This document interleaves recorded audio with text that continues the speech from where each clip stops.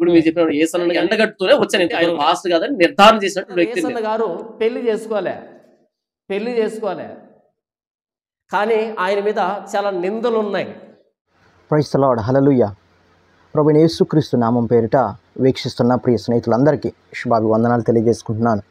నేను మీ brother Venu Joseph నండి. మరి ఈరోజు మీరు చూశారు కదా టైటిల్, థంబ్నెయిల్. మరి ఒక దైవ సేవకుడుగా ఉంటూ ఒక పాస్టర్ అని పేరు చెప్పుకొని క్రైస్తవ పెద్దలను మరి విమర్శిస్తున్నటువంటి ఈ వ్యక్తిని సేవకుడు అనాలా, లేదనంటే గొర్రె చర్మం కప్పుకున్నటువంటి అనాలా? మీరే ఆలోచించండి. నేను ఈ విషయంలోని నేను ఈ వ్యక్తి గురించి చాలాసార్లు చాలా పర్యాయాలు అనేక సేవకుల నోట నేను విన్నాను. స్పందించవచ్చు, కానీ ఈ వ్యక్తి అందరినీ విమర్శిస్తున్నాడు. అతనే జ్ఞాని అని, అతనే గొప్ప వేదాంత విద్యను అభ్యసించాడని, లేదనంటే గొప్ప వ్యక్తి అని ప్రగల్భాలు పలుకుతూ ఉంటున్నాడు అనమాట. అయితే నేను అంటాను, బైబిల్ గ్రంథంలో ఎంతోమంది భక్తులు దేవుని యొక్క పరిచర్య చేశారు. యేసు ప్రభువు వారే ఉన్నారు. 3.5 సంవత్సరాలు తన యొక్క మినిస్ట్రీని, లేదంటే తండ్రి యొక్క పనిని, వర్క్ని, పరిచర్యని, సేవని పరిశుద్ధంగా పవిత్రంగా చేసి మాదిరి చూయించాడు. అయితే దీని అర్థం ఏంటంటే, చూడండి, ఇతను వ్యంగ్యంగా పలుకుతూ మరి దైవ సేవకులైనటువంటి యేసన్న గారు చూస్తున్నారు కదా, ఆ యేసన్న గారిని మరి చాలా మాటలు మాట్లాడుతూ ఇతను విమర్శిస్తున్నాడు. అధ్యక్షుడికి వాడు నిందారహితుడును, ఏకపత్ని పురుషుడు అంటే ఒకే భార్యను పెళ్లి చేసుకుని ఉంటారు. యేసన్న గారు పెళ్లి చేసుకోలే.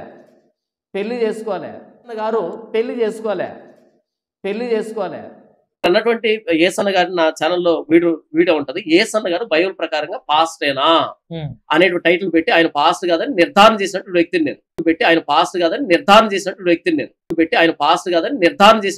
నేను. ఎవరినైతే పెద్ద పెద్ద పాస్టర్లు అంటున్నారో, ఎంతైతే వరుస పెట్టారో వీళ్ళందరికీ వ్యతిరేకంగా మాట్లాడుతున్న వ్యక్తిని నేను. యేసన్న గారు ఉన్నప్పుడు ల్యాండ్ ఫోన్లు ఉండేటివి, లేకపోతే కీప్యాడ్ ఉండేటివి. ఇప్పుడు మన చేతుల్లో ఉన్నది టచ్ ఫోన్లు వచ్చింది. ఇందులో చాలా వర్షన్స్ వచ్చాయి. ఏమంటారు, తో కనెక్ట్ అయి ఉన్నాయి అన్ని. ఓకేనా, ఇప్పుడు కూడా నేను ల్యాండ్ ఫోన్ వాడతాను, ఇప్పుడు కూడా నేను టచ్ ప్యాడ్ వాడతాను అంటే ఓకే, వాడిని ఇస్తాను. కానీ సమాజం చాలా ముందుకు వెళ్ళిపోయింది, చాలా అడ్వాన్స్ గా అయిపోయింది. ఇప్పుడు ల్యాండ్ ఫోన్ వాడతావు, అక్కడే ఉంటావు, బయటికి రావు అక్కడి నుంచి, నీకేం తెలియదు బయట విషయాలు. ఇప్పుడు ఆండ్రాయిడ్ తీసుకోలేదు, iOS తీసుకోవాలి, దాంట్లో సెర్చ్ చేయాలి, ప్రపంచంతో ముందుకు వెళ్తావు. యేసన్న గారు కానీ మిగిలినటువంటి వ్యక్తులు కానీ చేస్తున్నటువంటి 25 సంవత్సరాల కింద ఆ పరిచయలో ఏం జరిగిందంటే, అప్పట్లో బైబుల్ అంత వ్యాఖ్యానం జరగలే, బైబుల్కి అంత వివరణ రాలే. అది ఒక విధమైన అజ్ఞాన కాలం. అది అప్పుడప్పుడే బైబుల్ చదువుతున్నటువంటి, ఏదో యేసుని నమ్ముకుంటే చాలు అనేటువంటి ఆ సీక్రెట్లో జరిగిపోయినటువంటి రోజులు అవి. వ్యాఖ్యానం జరగలే, బైబుల్కి అంత వివరణ రాలే. అది ఒక విధమైన అజ్ఞాన కాలం. అది వ్యాఖ్యానం జరగలే, బైబుల్కి అంత వివరణ రాలే. అది ఒక విధమైన అజ్ఞాన కాలం. అది బైబిల్కి అంత వివరణ రాలే. అది ఒక విధమైన అజ్ఞాన కాలం. అది నేను అంటాను, బైబిల్ తెలిసినటువంటి వ్యక్తి, లేదనంటే పరిశుద్ధ గ్రంథం వాక్యం తెలిసినటువంటి వ్యక్తి ఈ రీతిగా మాట్లాడండి. మరి నాకేం అర్థం కావట్లేదు, ఈ వ్యక్తికి బైబిల్ తెలుసా, లేదనంటే తెలియకుండా మూర్ఖుల్లా మాట్లాడుతున్నాడా? ఒకవేళ తెలిసిన వ్యక్తి అయితే మరి బైబిల్లోని చాలా మాటలు స్పష్టంగా దేవుని యొక్క వాక్యం సెలవిస్తుంది. ఒకసారి చూద్దామా? యోహాను సువార్త 14వ అధ్యాయము 26వ వచనం చూసినట్లయితే, ఆదరణకర్త అనగా తండ్రి నా నామమున పంపబోవు పరిశుద్ధాత్మ సమస్తమును మీకు బోధించి నేను మీతో చెప్పిన సంగతులన్నిటినీ మీకు జ్ఞాపకము చేయును. చూడండి, పరిశుద్ధ గ్రంథమే చెబుతుంది. ఏంటో తెలుసా? మీకు విద్య ఉన్నా లేకపోయినా, జ్ఞానం ఉన్నా లేకపోయినా, మీకు ఒకటి మాత్రం కన్ఫామ్గా అవసరం. ఒకటి మాత్రం కన్ఫామ్గా నీకు ఉండాలి.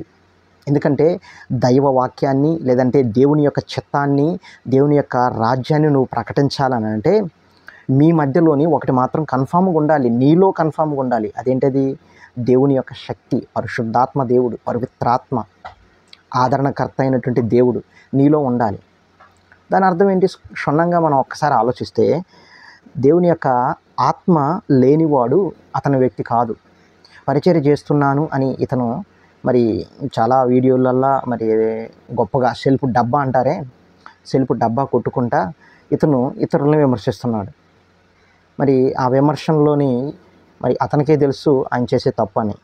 చూడండి, సమస్తమును మీకు బోధించు, నేను మీతో చెప్పిన సంగతులన్నిటినీ మీకు జ్ఞాపకము చేయును. ఎవరు చేస్తారంట?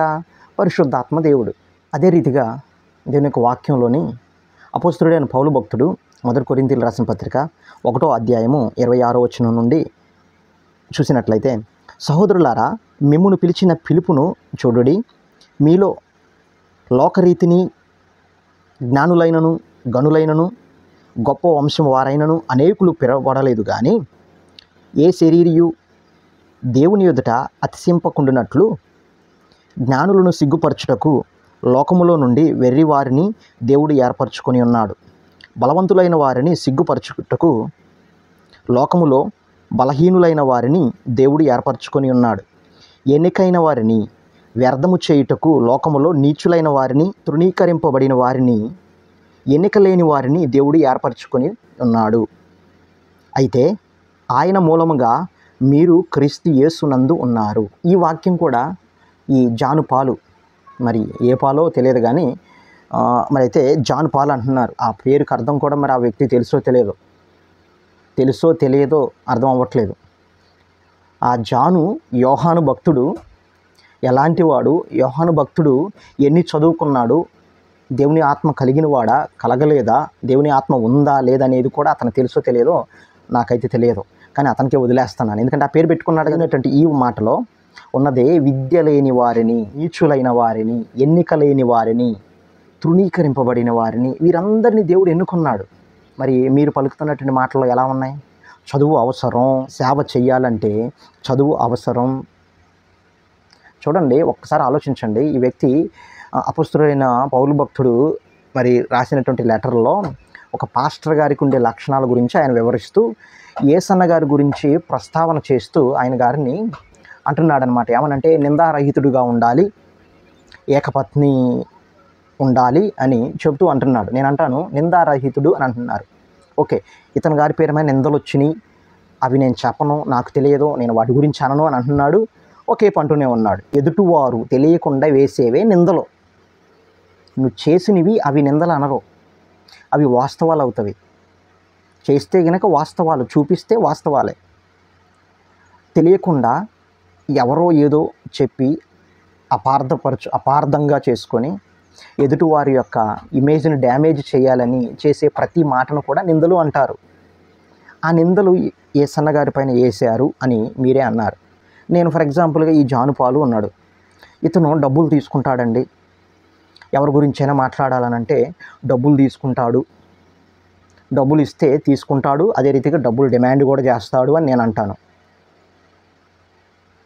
ఇది నిజమా అబద్ధం అనేది ఆయనకే వదిలేస్తున్నాను.